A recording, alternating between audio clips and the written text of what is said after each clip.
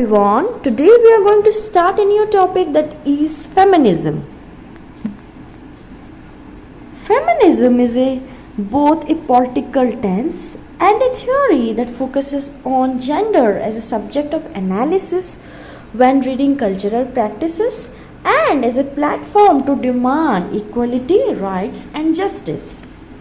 Feminist theory argues that the representation of women as weak, docile, innocent, seductive, irrational, sentimental, inferior, submissive, barbaric, primitive, or the other is rooted in and influences actual societal conditions where she doesn't have power and is treated as sex object or a procreating machine. She has fewer political and financial rights and is abused since time immemorial. Feminism is therefore a worldwide view that refuses to de-link art from existing societal conditions and practices. In other words, feminist literary theory is a critical framework that examines literature through a feminist lens, seeking to expose and challenge the representation of genders and power dynamics within literary texts.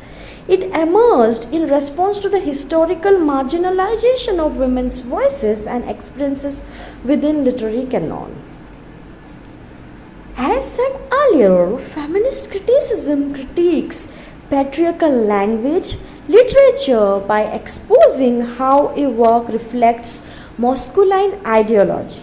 It examines the subtle construction of gender politics in works and traces the subtle construction of masculinity and femininity and their relative status, positioning, and marginalization within works. Feminist criticism concerns itself with stereotypical representation of genders.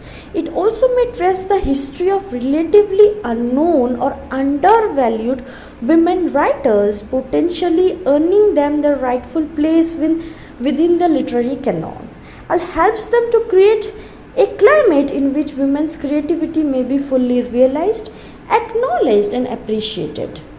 From the above discussion, we can deduce that feminism is one of the emerging key theories in literary theory where the main concern is about women's right, and the women's right takes stand for every aspect, whether it's financial, social, psychological, or political, or it also pinpoints the literary relevance of women in literary canon.